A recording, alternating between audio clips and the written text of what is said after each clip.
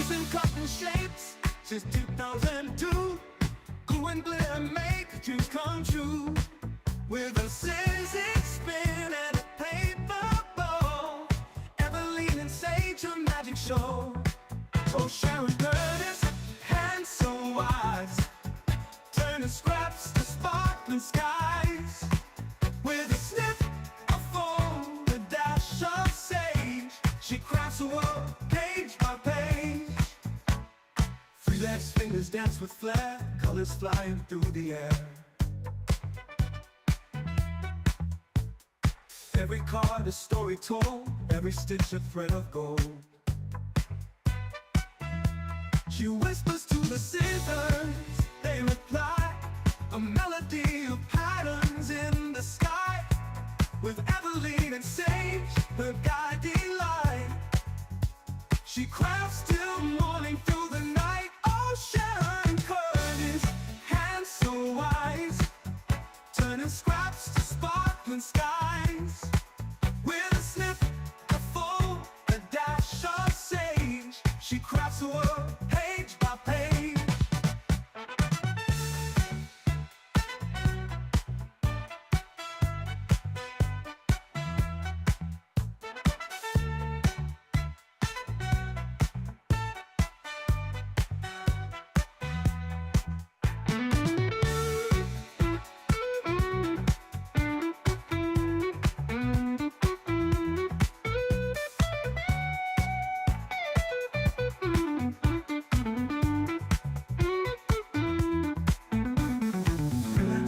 Dance with flair, colors flying through the air. Every card a story told, every stitch a thread of gold. She whispers to the scissors, they reply, a melody of patterns in the sky. With Evelyn and Sage, her guiding light, she crafts till morning through the night. Oh, Sharon Curtis, hands so wise, turning scraps to sparkling skies. With a snip, a fold, a dash of sage, she crafts the world page by page. Oh, Sharon Curtis, hands so wise, turning scraps to sparkling skies. With a snip, a fold, a dash of sage, she crafts the world page by page.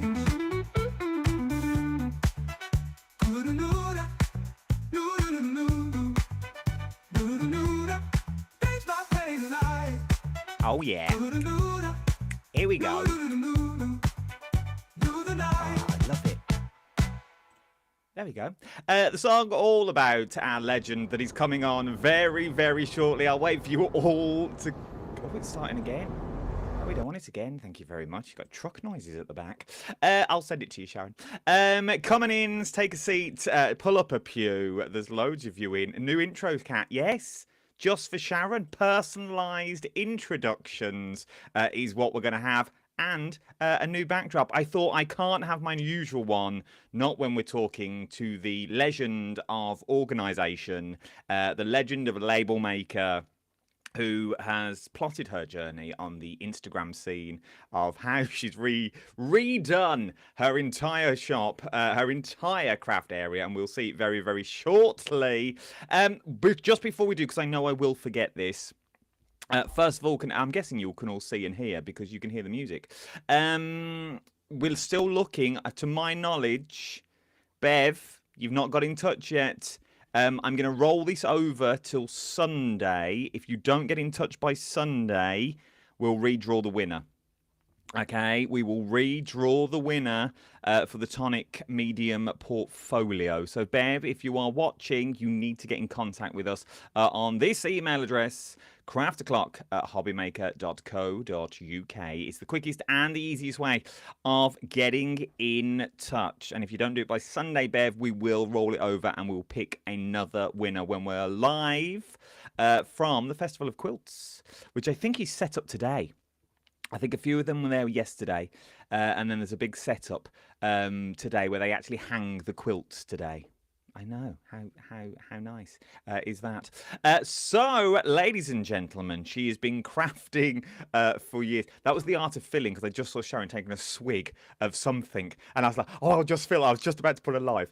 She is the queen of Sizzix, in my eyes. She was the first guest I ever worked with when I moved over to Create and Craft. The first guest that I brand new, I just walked in, I'd been a floor manager, I'd never stood the other side of the counter to present, and Sharon was my very first guest that I had. Been crafting since 2002. Oh, we all know her from Sizzix. She's also got her own brands as well. Please welcome the legend that is. It is the one and only Sharon Curtis is here, everyone. Hello. How are you, lovely? I'm good. That was neat vodka I was swigging. Literally, I don't know if you can see me, but I can see you. And literally, as I was just about to press the button, I was like, I better not do it now. We won't go live just yet. First of all, thank you for popping on. That's all right. Thank you for popping on and coming to talk to us. I will send you your Disco Fever. I can't believe you've done that. That is so funny. That's brilliant. We've got a big budget. I have a big budget up here in Crafter Clark. So I bring in the boys from the band. You can't go wrong. Sharon, what we're going to do is we're sort of going to take a whistle top tour through your life. Is what we're going to do. I didn't realise how much you had actually done. For the sheer fact, normally when I do these interviews, I do my bit of background research. We normally get a page and a half of A4. You had 4 pages worth of notes for me to print. I was like, what on earth has she been up to? I know. I've done a lot of things in my time. You have done a lot of things in your time, and we will get there, I'm sure. If you've got any questions for Sharon as well, get them in. You know Craft Clock by now. We can ask the questions that we can't normally ask on the telly. So we can do. Can you see the comments, Sharon, as well? I can, yes. Oh, that's fine. So if I miss any, just please holler. Oh, look, Lisa's in already. Sharon's always got a smile on her face. She has. Whenever you see her, through the good and the bad, through the gossip, you always through the gossip. Yeah. Well, that in theory, until recently, that's the last time we saw each other standing by the double doors gossiping in the car park. We're always gossiping, aren't we? We always gossiping. We always gossip. Oh, I nearly choked. So let's go all the way back, okay? Where did this all start? Because obviously, I don't. To my knowledge, you've not always been a crafter. So what did you do before you became into the craft world? Well, a couple of different things, really. I'll start from when I was at school and what I wanted to do. Oh, okay. I wanted to be a dog trainer.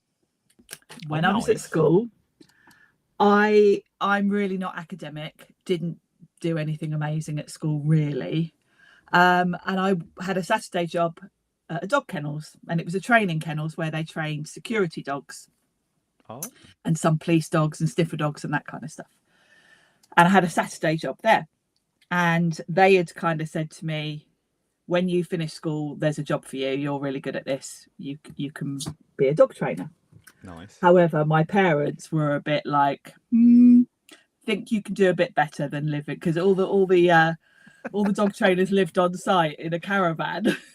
Oh, fair enough. At the kennels, because they obviously wanted someone on site, so everyone lived there. My mum and dad were like, you are not living in a caravan in a dog kennels. No, you're not.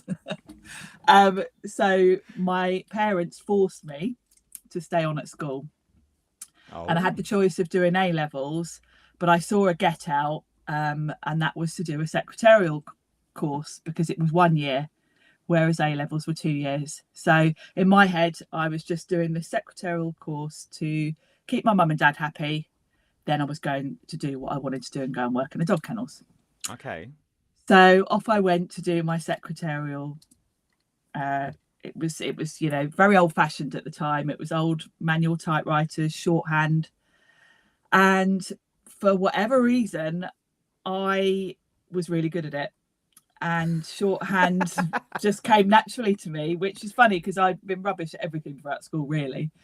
And I was kind of top of the class all of a sudden. So much so that the teacher kind of said to my parents, can Sharon come in at lunchtime? She's so good, we're going to put her in for some extra exams. She's going to do like audio typing and all these extra things that aren't on the, Oh my word. on the, yeah.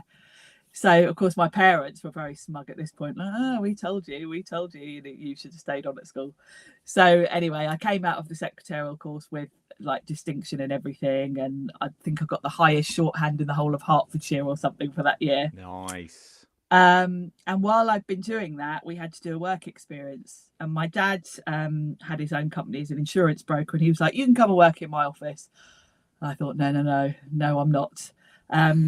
Where is and the teacher had said to me, and by the way, you can't go and work in the office at the dog kennels because that doesn't count. You need to work in a proper office. So I wrote to the Kennel Club in London, where they register all the pedigree dogs and where they run crafts, and I went there for 2 weeks.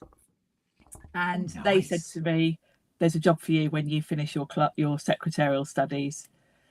We don't know what it is, but we'll find. They were really nice. They said, we'll find you a job because you know you're going to have really good secretarial skills and you're obsessed with dogs, so you're going to be a perfect fit. So off I went to work at the Kennel Club. So my parents kind of got their own way, because once I started working there, it was obviously like about 3 times the pay that I would have got working in the dog kennels. So I kind of got used to that life. But so how long did you work at the dog kennels for then? How long did you do that for? At the kennels, it was about 3 years, sort of from when I was about 15 up until I went and got the job at the Kennel Club. And then, of course, the Kennel Club kind of kept me happy because they let me go off and do all sorts of things because they knew I was obsessed with dogs. I got to go to crafts. They let me do all the stuff in the office that I really liked, like answering the phone to people asking what dog breed they should buy and all that kind of stuff. So they really looked after me, I think, because I was straight out of school, and they sort of let me do all what I thought was the fun stuff, really. And then, of course, I got used to the money, so carried on then doing different PA jobs and sort of worked my way up. I worked for Channel 4 for a few years as a PA. Oh my which was really cool because obviously I was in my 20s at that point, living in London. It was a very, very good social life to be in your 20s, working in television. My whole social life was going out with everyone I worked with, and it was quite mad. And at that time, Channel 4 were doing all sorts of really cool stuff like The Big Breakfast, Big Brother, Ali G. There was mad stuff going on. And Channel 4 at that point were kind of quite risk taking, and it was all parties. And there was, at that point, television was making a lot of money. So it was, it was a nice job. I got in at the wrong time. Yeah, we're now at the wrong end of it, but at that point it was good fun. And then I'd bought a house in London and decided that I needed to earn a bit more money. So I took a job at Deutsche Bank, which could not have been more opposite to the fun I had at Channel 4. It was really good money with like a massive bonus, but my God, it was awful. And that was a real life lesson for me in money is not everything. Because, my bonus there was like half my salary that I'd had at Channel 4 just in my bonus. Gee whiz. But it was horrible. It was long hours. I was kind of treated like a second class person as a PA because they were all, investment bankers, not particularly fun bunch to work with. So I did that for a year and thought, no way, this is awful. Made a huge mistake. And I decided to go back to where I wanted to be in the first place and be a dog trainer. So I moved to Spain. I never knew you lived in Spain. Yep, because I thought if you're going to be training dogs, do it in the sunshine. And sold my house in London, took the money. My mum and dad had an apartment in Spain at the time, so I was used to going back and forth, and I knew the area really well. It was near Marbella. And off I went on my own. Set up my own business as a dog trainer. Yeah. And I thought it would take me, I'd kind of set aside some money for 6 months, thinking I won't be earning anything for 6 months. I've got to get established. And I was going off every morning having Spanish lessons as well. So I thought, I'll work afternoons, get built up. But gosh, straight away, I put an advert in like the local English newspaper. And I was inundated with calls from sort of expats that had taken in stray dogs that then couldn't control them because they'd spoilt them, and then the dog was sort of in control, and it was kind of the same thing. Every house I went to was the same problem. And I had plenty of work, and I did then I started doing some voluntary work as well at the dog rescues there, and I used to run classes there, and it was great fun. And I probably wouldn't have come back had I not met my partner, because I met him. He was on holiday in Spain. Oh, okay. Yes, so back and forth for a year or so, and in the end I thought, this is ridiculous, because just before we move on, because we're only partially there, I feel. Lisa wants to know, can you touch type? Yes, I can. She can. Can you still do it now? Yeah, I never look when I'm typing. Is it one of those things that a skill that once you've got it, it's like driving or riding a bike, once you know it, you know it? Yeah, it's like driving. You just do it without thinking. Same with my shorthand, actually, because I don't use shorthand day to day. But every now and then, if I'm making notes, and I'm making notes if someone's talking quickly, I'll do it in shorthand, and it's just there. Yeah. Sharon is the one to know, and we all go to HR. So I wish I would have knew this sooner. So we've got up to you found the love of your life. Yeah. You're now travelling back to the UK. Yes. Is that when you settle down where you are now? Yes, and that's how I've ended up in the Midlands. Okay. My other half is from the same place as you, from Northfield. Yes. Not far. Not far. So, so I ended up living here because that was where he was. His kids were quite young at that point, so it made sense to be in the Midlands. So, and I've stayed here ever since. So, and then I went back to being a PA because we came back from Spain. I didn't want to train dogs. I did a little bit of dog training here, just thought, nah, not in the rain, not in the cold. It's no fun trudging around in the wet. So how did you go from PAing and trudging around in a boots and wellies with dog treats and poo bags in one pocket to and a clicker, to then moving into the wonderful world of crafting? Was it a hobby to start? Because I'm guessing you never thought it was going to be what it is today. No, and it kind of was a hobby. Just before I moved to Spain, my sister got married, and I made her wedding invites because I've always been artistic. I've always done drawing, painting, sketching, that kind of thing in my spare time. And when my sister got married, she'd seen these invites she wanted and thought, they're really expensive. I'm sure Sharon could make those. She can draw, she can do things. So my sister made me do all her wedding stuff for 100 people. Table plans, place cards, the whole lot, invites. That's how it starts. And it was quite complex, really. When I look back, considering I'd never done any crafting really at that point, only drawing, it was metal embossed.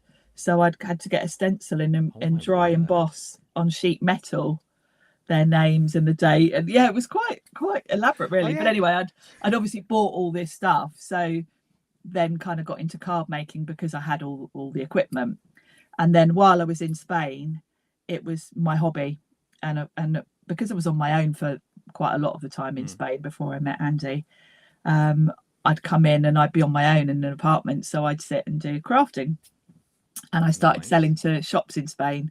One of the local English shops would buy my cards and sell them, because greetings cards aren't really a thing in Spain, whereas of course the English wanted them. So I sold a few cards, and then when we moved back to the UK, I really got into it because of course I had all the buying potential, we had Create and Craft. When I was in Spain, I did watch Create and Craft, and I used to buy from there and then get my parents or whoever was coming out to bring me my supplies.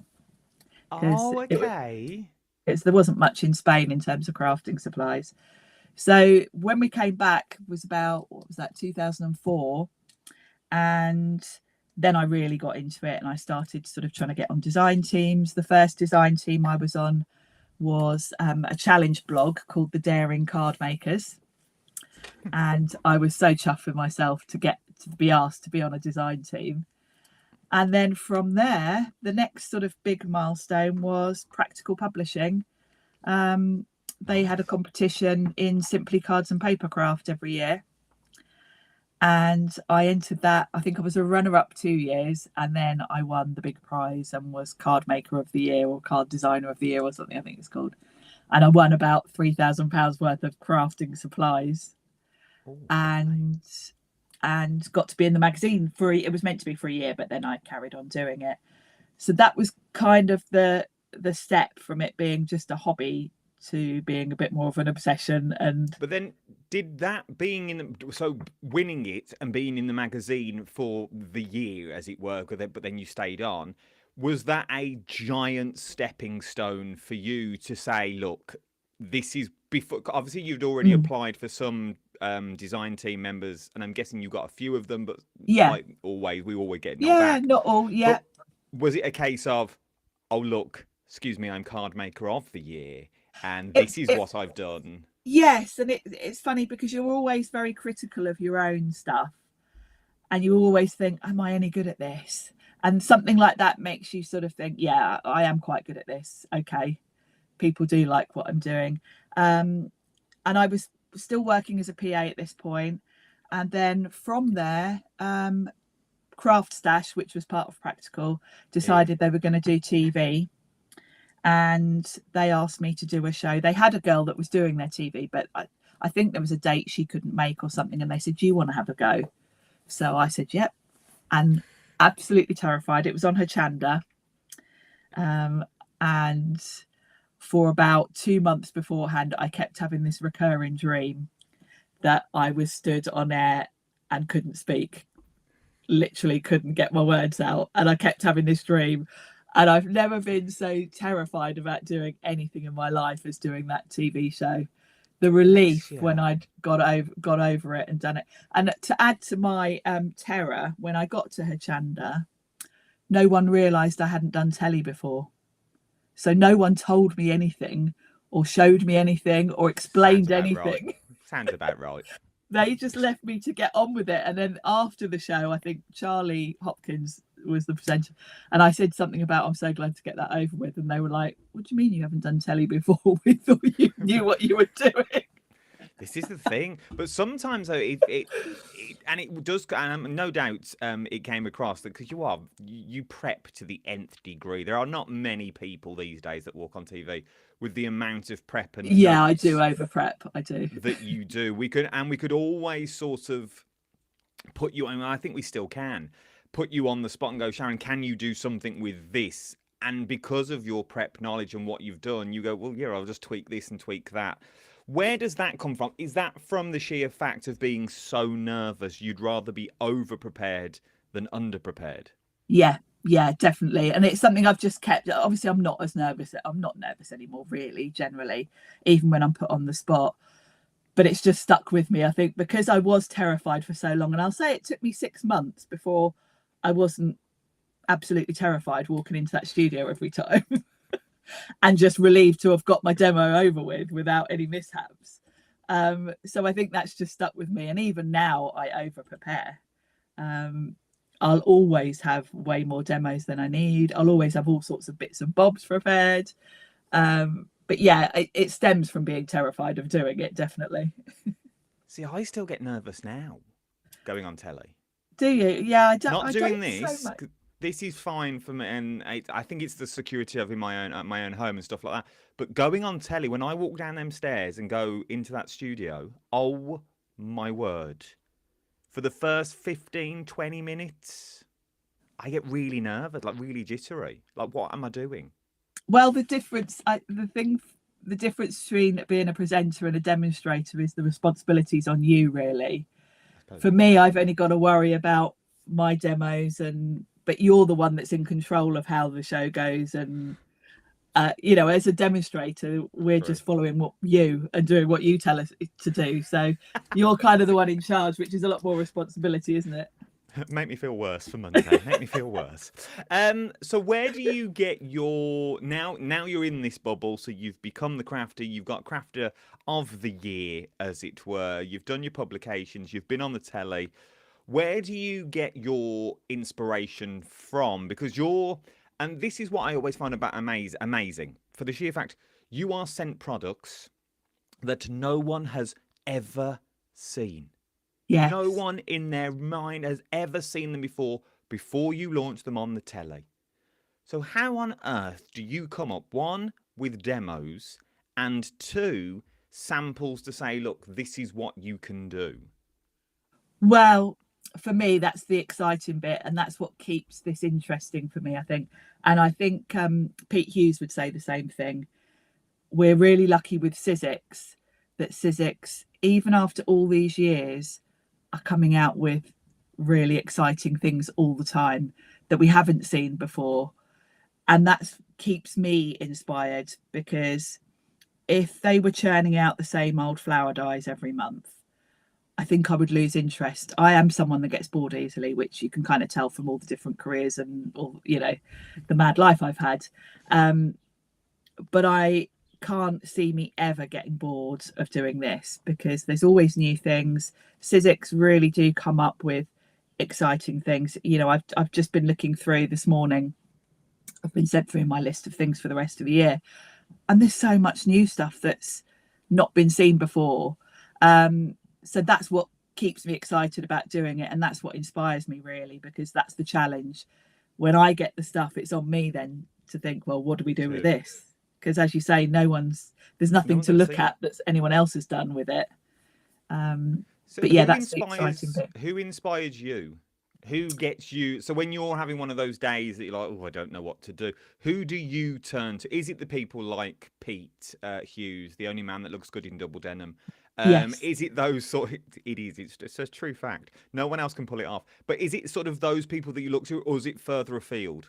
A bit of everything, really. Pete is very inspiring, because Pete is a very talented crafter, and Pete will always come up with a different angle than me. You know, if you gave Pete and I the same products, we'd go in slightly different directions with it, and that's exciting.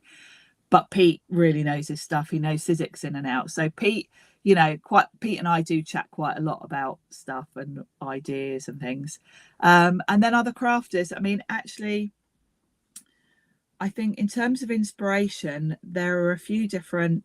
I tend to follow more sort of mixed media people for inspiration, but then I adapt it for card making. There's a lady called Alison Bomber. She's got beautiful paint techniques. I love watching her stuff. Then there's some of the American crafters like Jennifer Maguire, people like that. But I literally live and breathe crafting. If I'm not eating or asleep, I'm either crafting or I'm watching crafting on Instagram or YouTube videos. I don't really do anything else in my life apart from crafting. That's good though. So you're constantly being inspired to create and do stuff. And I'm always thinking about it, even if I'm going around the shops. You know, if I'm in a home decor shop, I'm thinking of crafting ideas from it. I'm looking at the colours and thinking, oh, I like those two colours together. That would look good on a card. So my brain's just always in that zone, really, which is why my house is covered in dust. I won't have it. It won't. Look at the craft room behind you. FYI, the craft room behind Sharon is real. Okay, it's not a green screen. That is her real craft room, a bit like this one that I made this morning. Yes, I'm in a shed at the end of my garden. So am I. So am I. Look, there's the cupboards. So, talking about prep, Jill's asked, where do you get all your different glasses and frames from? I don't know if they're reading glasses or glasses. They're reading glasses. Yeah. There you go. It's a company called Good Lookers. They're really cheap. They're about £18, these green ones. Yeah, it's an online company. They're a UK company called Good Lookers. And they were actually at Frankfurt trade show. They had a stand in in the stationery hall, I think. But yeah, if you are watching, let's get them on for an interview and see if we can get a little cheeky discount for crafters. Get a discount code for us all. Yeah. Where's my pen? Good lookers. Yeah, right. Good lookers. I'll send you the link afterwards, Adam. Okay, thank you. Good lookers. Right. Let's crack on with the questions, because we've sort of moved into now to you've mentioned the words of Sizzix. Sorry, Molly's got a friend here as well. I've never had so many kids around the house trying to do this at the same time. I had to plan luncheon and everything. It's manic. And the worst thing ever, the PlayStation's gone down. The game that they play is currently updating for the next 3 hours. So I can't my even goodness. put them on that. So hopefully they're playing teachers or watching this. So how did we get in to the world of Sizzix? How did you find Sizzix, or did they find you? Well, they found me. And I'd already done that one show for Craft Stash at that point. And when Sizzix contacted me, I assumed that was how they'd found me. But actually, I found out afterwards it was just that I'd put something on Instagram using Sizzix products. I'd made some party invites with unicorns on little party bags for my niece, put them on Instagram, and it was all using Sizzix products. And they contacted me on the back of that. They didn't know I'd done TV at that point. And they asked me if I was interested in doing TV just off the back of one Instagram post, basically. And so that was it. I did also at the time know Katie Skilton, who was also demonstrating for Sizzix, but it was completely unrelated, funnily enough. She'd actually mentioned me to them months before and nothing had come of it. And then by complete chance, they came across my Instagram and thought, oh, I like that. Let's see if she's interested in TV. So all those people that are out there now, and there's quite a few questions. How do you get on a design team? I've read quite a few of them in the comments. Is it a case of, and once again, I'm going off on a massive tangent here, but is it a case of make it and post it? Just get it out there to the world. Get and it out there. as many people as you can. Yeah, do the hashtags for the companies, because companies, if they are looking for people, are going to go and look who's making stuff with our products. So if you've got favourite companies, which we all have, and Sizzix was my absolute favourite company ever, back when I started with my sister's invites, Sizzix was the first craft company I came across, because at that point Sizzix were the only ones doing anything really. They were the only company with a die cutting machine back then. So Sizzix was always like my absolute goal company to work for. So I was, as you can imagine, when they contacted me, I was absolutely blown away. Yeah, I bet. Joe Venison has said, hi all, I can't believe I've known Sharon for as long as I've known her, and I don't even know half of this stuff. Oh, there you go. See, this is what we do. This is what we do. So Sizzix found you on the back of an Instagram post. So then I'm guessing it was just a case of, yeah, I'll do it. I'll do whatever you want. Whatever you want me to do, I will do. Yes, and at that point, I had a really busy PA job. I was working in London, so I was commuting from the Midlands every week to London. I was working for Vodafone in Paddington. I was PA to one of the board directors, so I had a very full-on job. And Sizzix at that point, I think, gave me one day a month. And it was always a weekend. They always gave me a weekend slot so that I didn't have to take a day off work. And then every now and then they'd sort of say, oh, would you be interested? Pete can't do this date or whatever. And I'd take a day's holiday. And I ended up sort of doing so many shows that I literally had no holiday. So I was working a really busy job and saving all my annual leave for doing shows. So for a few years, I very rarely had a day off. I was basically doing two jobs at once, and I did that for a long time. And then it's only been about 2.5, 3 years that I've been doing this full time that I decided, let's just go for it. And I've never been so poor in my life, I've got to say, having done a PA job and given it up to do this. Well, my next question was going to be what was that moment? Because I'm no doubt that's a massive conversation to have. Massive conversation to go, do you know what? I'm giving up everything that I know. Yes, I can go back to it, but you know what it's like. Once you Yeah. hand that bit of paper in, it's Yes. quite hard to get that bit of paper back or even Yes. go back for a couple of months. So what was the switch that went, do you know what? Blow it.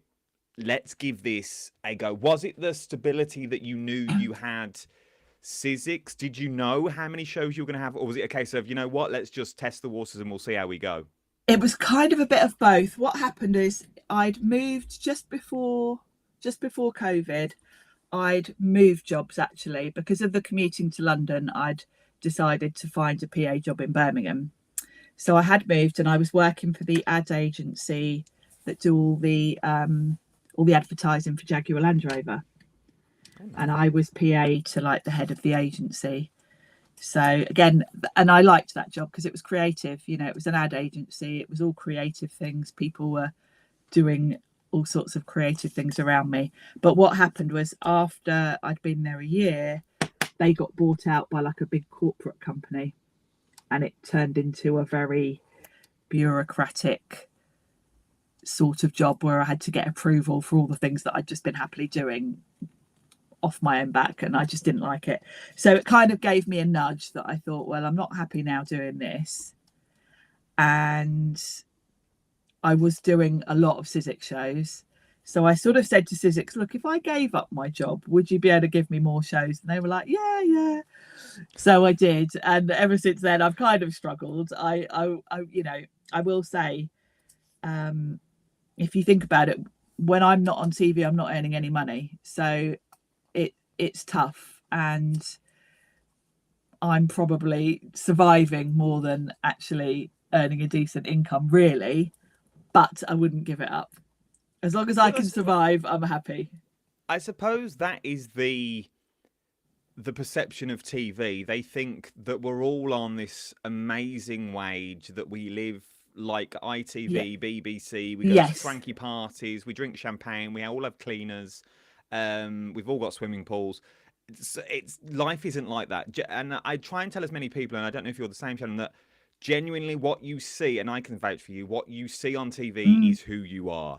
We're normal people just trying to plod on. The only difference is where we work is in your living room. Yeah. And we've all really taken that that decision, really, because we love what we do so much. You know, it's going back to my Deutsche Bank lesson. Money isn't everything, and I don't want to be in the situation where I'm going into work every day and dreading it. So as long as I can manage to earn enough to live on, then I'll keep doing this. You know, if there comes a point where I don't have enough work, then I know I can always get a PA job again, luckily, because I have had so many years of doing that. And there aren't many people around that can do shorthand and all those old-fashioned skills. So I don't think there is. I could easily get a PA job if I needed to, but I'd absolutely hate to have to do that. So, yes. So let's talk style, because I know you from a few brands that have come and gone, and that's the industry that we work in. One day you're there, and then they find somebody else that they want to work with, and that's just how the industry goes. But you have got a set style. We know you, clean and simple. It's clean and simple cards that work, that look amazing. So, but when you worked for other brands, it was slightly more grungier style. Do you have a particular favourite style that you like to work in, or does that flit and change with the weather? It flits and changes a little bit, because I feel like I'm constantly learning myself. Even though I'm coming on air making out I'm the expert, half the time the challenge for me is I want to push myself to learn things. So, you know, quite often I am teaching myself a technique just so then I can share it with you. It's not something I've kind of been doing years and I'm the expert in. It's just I want to learn that, so I'm sure you all do. So let's have a go, you know. So my style, although I kind of gravitate towards clean and simple, I do like dabbling in mixed media. But I think this is why my style kind of works for TV. I'm very much a card maker. because I think mixed media and art journals are quite a niche thing that doesn't necessarily appeal to everyone that's watching crafting TV. I hopefully, and Pete's the same actually, I think we're kind of in the middle a little bit, that we cross both, and hopefully Pete and I make that mixed media world less scary for anyone that wants to try it, because we kind of adapt it more for card making than going full on art journals and all of that kind of thing. Well, you do clean mixed media. Yeah. It's what you do. You and Pete do exactly the same. You both pull out a brayer, and I've never seen a brayer so clean by the time we've used it to when we put it away again. Because it's 1, 2, 3. There you go. Let's leave it. But it's clean grunge. Yeah. We are going to move on to Evelyn and Sage in a moment. Just before we do, though, for those things for Sizzix or anything else that you do, let's give your socials a big old plug, because I read somewhere in all these evidence of notes, you have thousands, and I mean thousands, 13,000 last check subscribers to your YouTube channel. What do you put out on social media for people to view? Is it a day in the life of Sharon Curtis? Is it makes? Is it what do we find? It's a little bit of everything. Weirdly, doing this as a job, I'm quite a shy person. So most of you and me both, trust me. Most of what I put out on social media, you know, I'm not someone that's gonna talk about myself and here's what I had for lunch and it is very much about the crafting, and a lot of it is about my obsession with storage, because you can see from my room, I am obsessed with all of my supplies looking nice, being neat. You can see all the rainbow order of everything around me. So that's a big part of my social media. The YouTube, having got to that many subscribers has taken me a long time, because I am awful at not finding time to do videos on there. But you will find on there lots of tutorials, particularly for Sizzix things. My most watched video, which has got something like 327,000 views or something ridiculous, is a beginner's guide to how to use the Big Shot. Because if you've bought a die cutting machine, I think the first thing you're going to do is go and look for a video tutorial on it, because reading instructions, or if you've watched a show, you'll have forgotten it by the time you unbox your Big Shot. So that's probably my most popular. So there's lots of videos like that.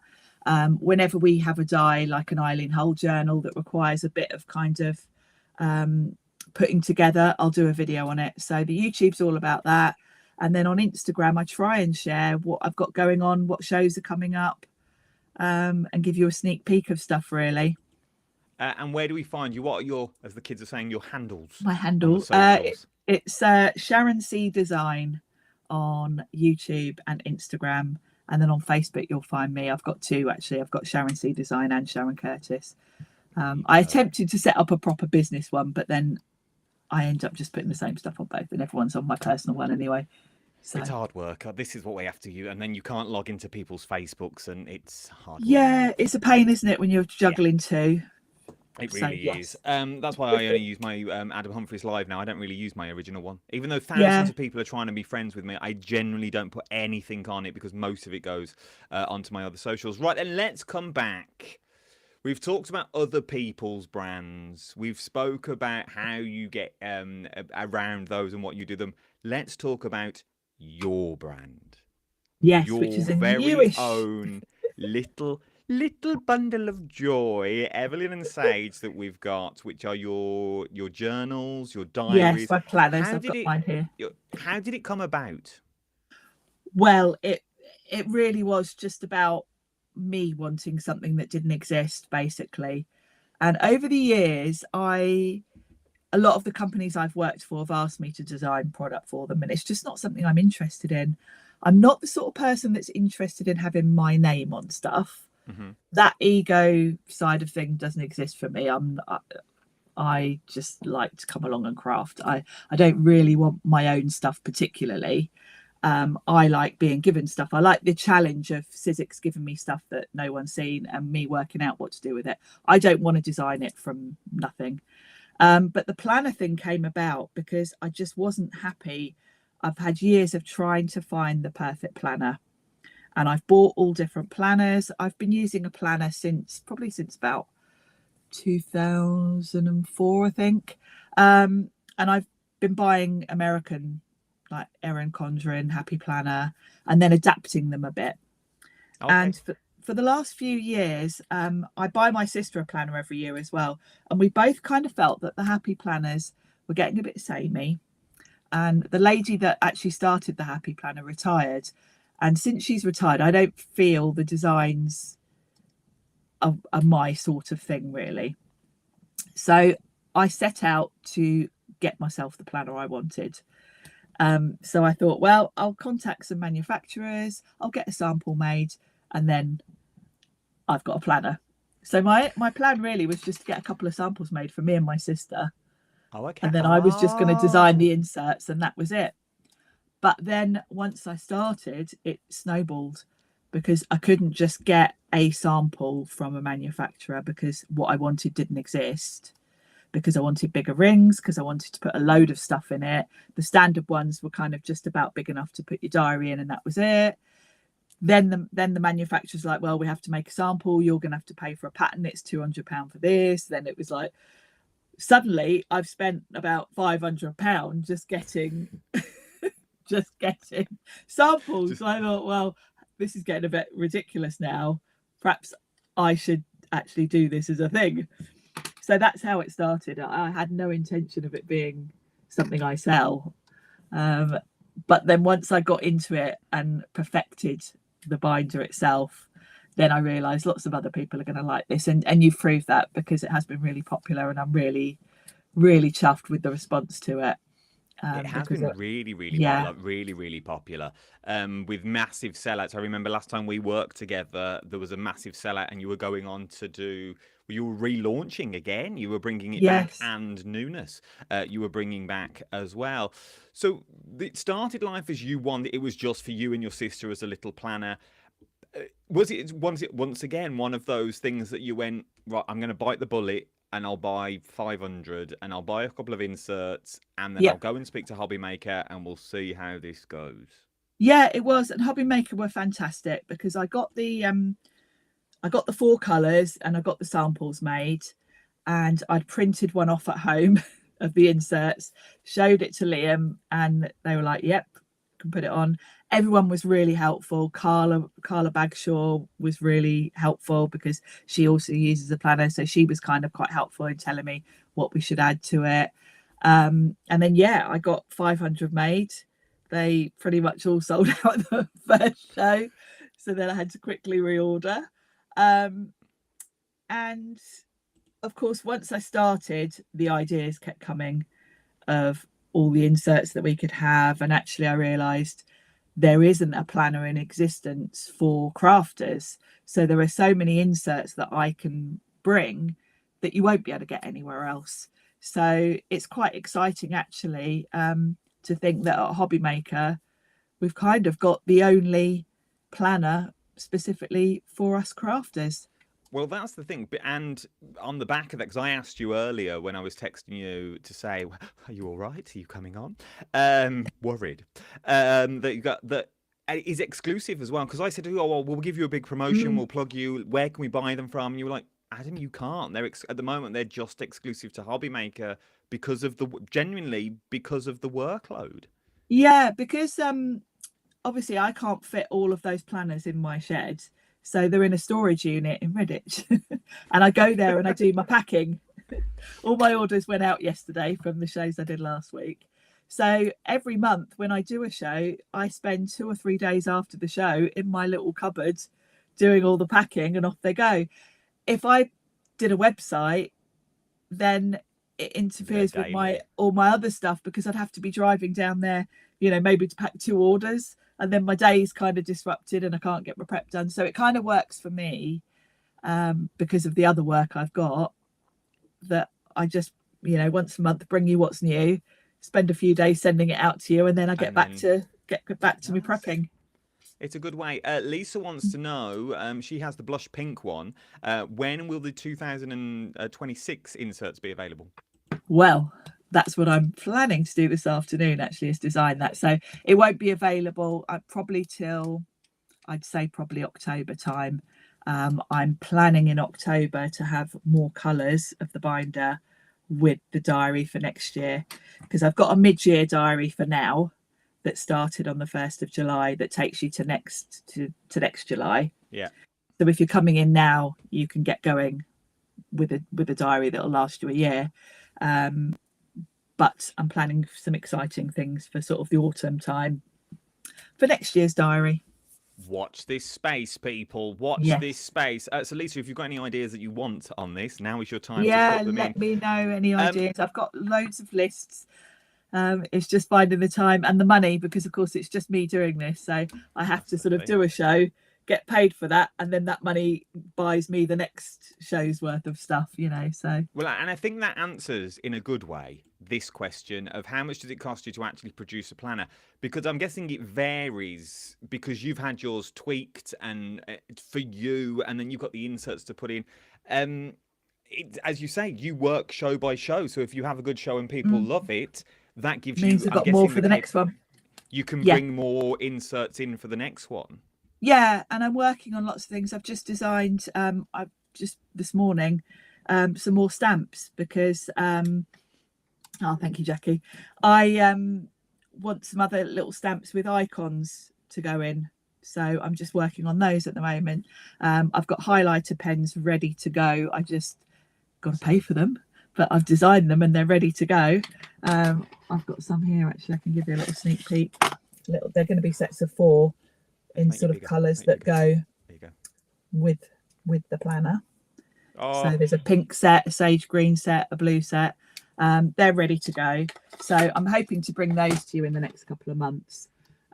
So yeah, it's frustrating that I can't just get all the things for you. But that's money, though. It's money. It spreads it out. It spreads the cost out for everyone, doesn't it? Anyway. I ask this every time I see you, and unfortunately we're gonna have to round this up soon. Every time I see you, I ask the same question. Which, don't get me wrong, I sold many a happy planner in my day. I've sold many of a binder, but none of them was male orientated, let's say. They were all pink and floral or black and floral. Are you going, now I'm guessing it's not a big market, will you be going sort of down that, because we all have diaries. I have my diary on my phone. I'm lost without my diary.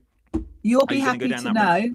Yeah, you'll be happy to know the next lot of colours coming with the 2026 diary.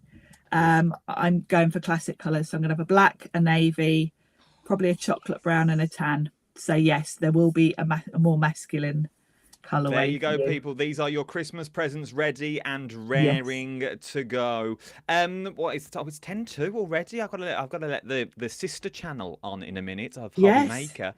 When are you on next? Do you know when you're on at all on there? I'm not on for a couple of weeks. I'm not until the 10th of August with Sizzix. I've got a big gap, which means I will get ahead with some of my planner stuff. But is that with me? Have you just got one date? I'm on the 10th. Any other dates? 10th, the 14th. I'm on the 14th. Are you in the afternoon? Oh, let's have a look. Hang on. Have a look. Yes, I am. 3 and 6. Yay. Me and you. First show and then mid-show. Yeah, I'm doing the afternoon stint. Oh, I'll see you then. It'll be like old that'll times be fun. all over I look again. forward to that. One more question before I let you go. Have I missed any here? Will you... what's this one? This is not the question I'm going to ask. Will you have to save... we'll have to save up for one. I'll have to save up for yes, when the new colours come out. Yeah. Do it, Jackie. Do it. You've had loads of comments, by the way, as well. I've been trying to put them on I will go through them afterwards. And excellent. I've been putting. Oh, there you go. Black and navy. Everyone wants a black and navy. One question I have got, and I am then going to let you go because, as I say, I've got 2 8-year-olds that may have just burnt my house down. I'm not too sure what they're up to. They're very, very quiet. If they're quiet, that's when you worry. I know, it's worrying, and I've got headphones in, which is even worse. Do you enjoy what you do? Absolutely. I mean, I literally live for it. As I say, if I'm not eating or sleeping, I'm in this shed crafting. It is my whole life, and I do really, really enjoy it. I'm really happy to have a job that doesn't feel like a job. And there you go. There you go, people. And it's not made up for telly. What you see is what you get No. with our Sharon. It is. And if you're stuck in any way, shape, or form, please drop her a follows on all of the social media platforms that you've got on here. She always gets back to you. She always does. Sharon, I'm going to let you go because you've got planners to go and plan. I do. Thank you for popping in. And when you've got all right. any new stuff, I say let me know. I'm not in charge of the diary. Let Kat know and we'll book you I will. again. I will. Thank you, Sharon, lovely. And I'll see you on the 14th. Thank you. Yes, see you on the 14th. See you soon. Bye. Oh, what a legend. A legend that she is, ladies and gentlemen. Remember to keep your eyes on the social medias for those brand new planners. Coming about October time. Brand new colours, brand new planners that you've got on this one. I'm going to leave you with Sharon's song is what I'm going to leave you with. I will see you Sunday live from the Festival of Quilts. And then on Monday, I'm going rogue. I'm going to come out the box, the little studio that they put me in the studio because I'm presenting Monday. So we'll go and find out what we've got on the show. We'll go roving reporter style around the building on Monday. Is what we do. It's going to be a good one. I'll see you from the Festival of Quilts on Sunday. If you're there, come over and say hello. Myself and Kat are there from about 11:30 to about 1. That's all they're letting us in for, and then we've got to get out, apparently. So we'll see you from about 11:30 till 1 o'clock. If not, I will see you Monday with Craft O'Clock at midday, and then I'll see you on the telly. Here is Sharon Curtis's very own disco tune. I'll see you in a bit. Ta-ra. She's been cutting shapes since 2002.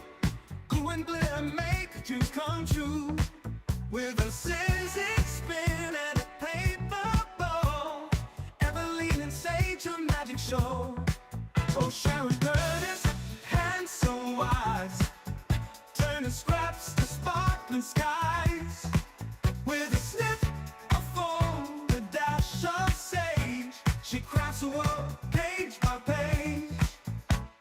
Freelance fingers dance with flair, colors flying through the air. Every card a story told.